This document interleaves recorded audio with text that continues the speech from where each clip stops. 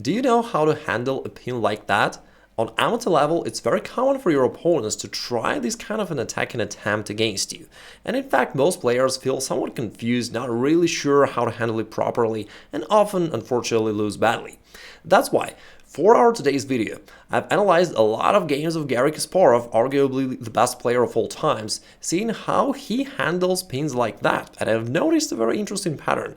He always followed the same plan against those pins, and he always won. So I'd love to share it with you. If you want to see those games of Garry Kasparov that I've analyzed, you can find them in the description below the video, but for now let me just share it with you, that winning plan straight away. Here's the game. Garry Kasparov is playing white against Sunil Matabik. Black went pawn e5, knight e3, knight c6, bishop c4, bishop c5. I've picked this game because it's the Italian game, one of the most common, probably the most common opening on amateur level, so let's see how Garry Kasparov plays it. So first off, you can see that he played pawn to c3 instead of knight to c3, such as, the way Black developed his knight. And I would highly encourage you to do that. You don't have to necessarily play pawn d4 and get into complications after that if you don't want to. And Kasparov himself, after knight f6, just played calmly pawn to d3. But the advantage of having this pawn over here is that you never have to worry about your opponent jumping with his knight to d4. And secondly, at some point later in the game, you may wish to play pawn d4 and start attacking yourself, start attacking this bishop and the pawn. So pawn c3 gives you a lot of flexibility, and it makes your position safer. Now Black played pawn to d6, here Kasparov played bishop b3, it's more of a prophylactic move, so that if Black ever tries to go after this bishop, White can hide it back to c2. But it's also an awaiting move. White doesn't castle, and he does it on purpose. We'll see why in a moment. Black plays bishop g4, this pin we're talking about, the pin that lots of your opponents are highly enthusiastic about. Oops, I clicked somewhere in the wrong direction, so that was the pin. Okay, now after bishop to g4, Kasparov firstly played pawn to h3, and that's what I would always recommend you to do. As soon as he plays bishop g4, always counter that with pawn to h3. It is, again, the correct move in 99% of the cases. This forces your opponent's bishop to make a decision, whether he's going to go back, retreat along this diagonal, or make a capture. Either way, it's going to make your life easier because you'll have some clarity about what's going on here. Usually, in most cases, they're going to bring their bishop back to h5, which is what Black did in this game, trying to maintain the pin. But the upside of having this pawn over here is that in some positions, if necessary, you've got this additional resource of pushing your forward to g4 if necessary.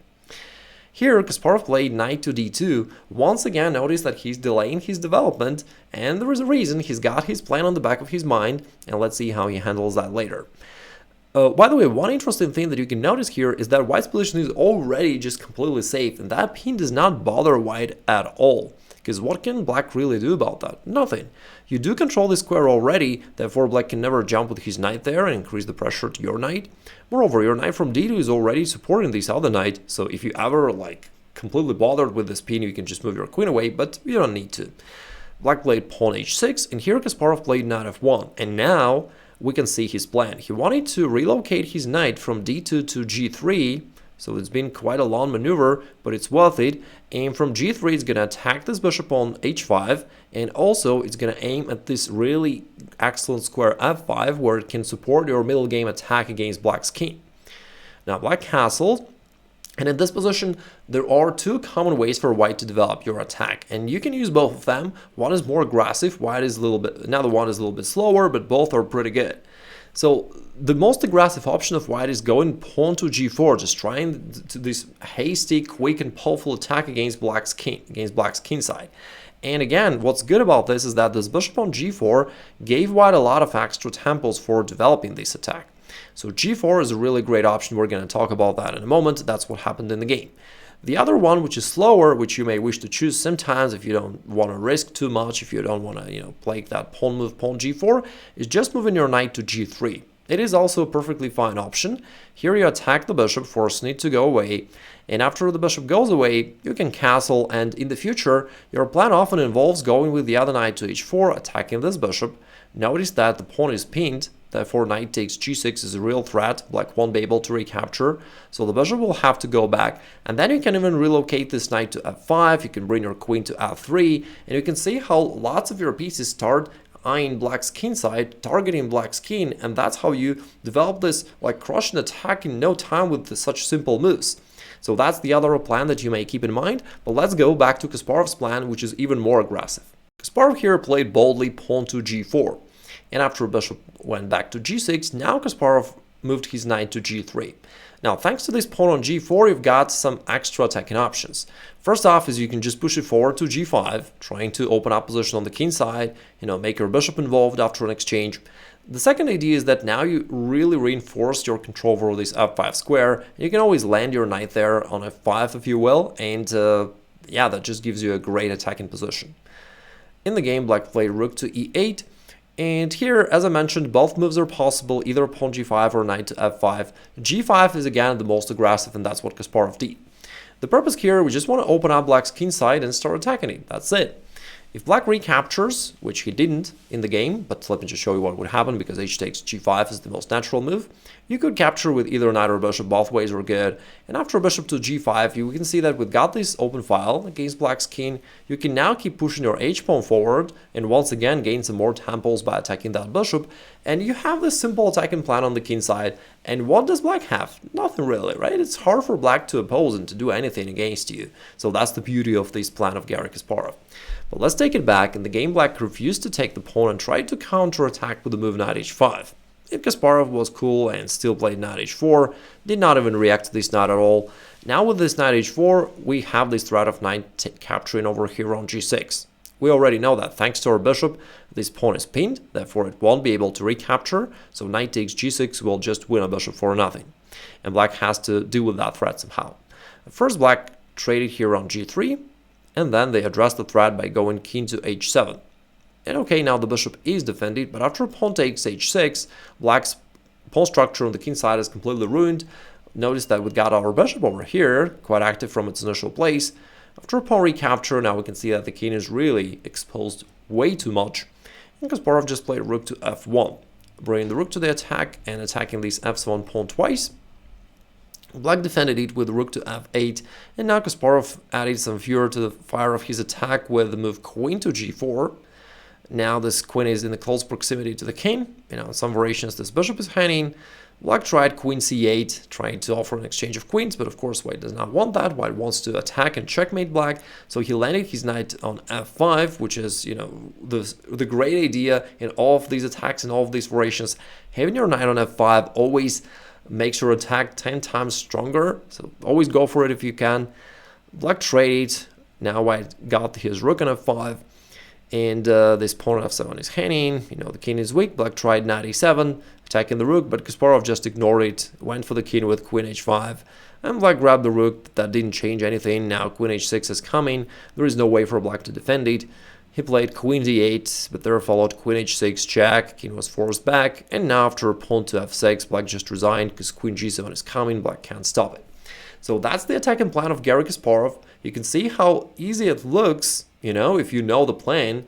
But again, as I told you before, Kasparov executed the very same plan against lots of different opponents with crazy success rate. He always won. Okay, so why not you do the same? Now let's have a quick recap and I'll share with you some additional ideas. So first off, Kasparov played pawn to c3, and I would encourage that you do the same. You don't necessarily have to follow up with pawn to d4, but just keeping this pawn on c3 helps you having better control over those central squares. Another interesting thing is that Kasparov didn't hurry to castle his king. He played a few awaiting moves, kind of useful but awaiting, because he knew that if black played out that move bishop g4, which black indeed played, Kasparov had that idea in mind that he can actually rush into that massive attack on the king side involving his pawn, so he didn't want to commit his king to stand there and being exposed, because the king is actually safer in the middle of the board. Now, after bishop g4, you always want to play pawn to h3, forcing the bishop to make a decision. By the way, often people ask me, hey Igor, it's all good, but he can just take on f3 and all that plan fails.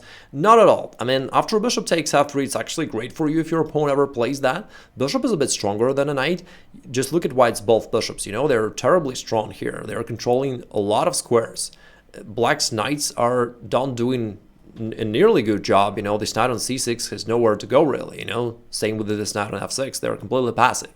And your queen here also stands actively. You can bring your bishop to g5 in the future. You can shift your own knight using the very same maneuver in the future, to f5 somewhere. So your attack remains to be pretty much the same. Nothing changed. It's even good that you had this exchange happened. So let's take it back. In most cases, they'll go bishop h5. And now again, Kasparov didn't castle as most of us would. He instead started to maneuver his knight over here to g3. And after black played some moves, he played knight f1. And then black castled. Here you can see that at this point it's time for you to make a decision whether to play knight g3 straight away, going for this little bit slower attack, or whether you want to have this massive attack with pushing your pawn forward to g4 first. Kasparov was kind of confident enough that his position is good, it's true, so he chose the most aggressive way, but if you want to play slower, you may go knight g3, that's good as well, or if let's say your king has already castled, then you may move your knight to g3, that's fine. g4 is the most aggressive option here after these moves, rook e8.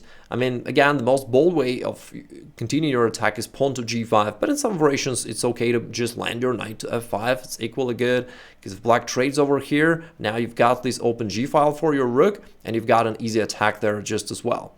Either way, you can continue that way or continue in the Kasparov style, pawn g5, and usually they'll recapture. Now you're bringing your bishop over here, and you can see that pretty much all of your pieces are either already involved in your attack or can easily be brought to the attack.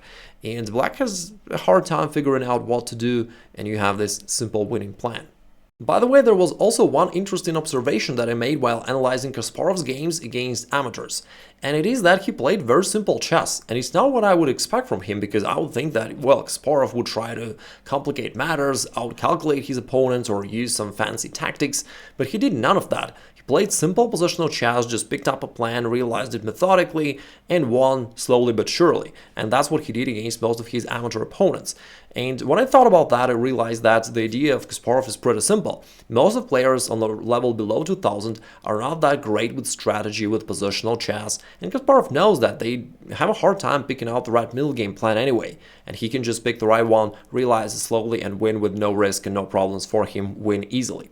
So if you want to learn how you can do the same, I would encourage you to try out my course 3 Steps to 2000 ELO, where I break down those things that you need to master, and mainly the strategic things, the positional understanding things that you need in order to get yourself to that level, so that you'll have a clear idea of how to pick up the right middle game plan, how to improve your position, etc.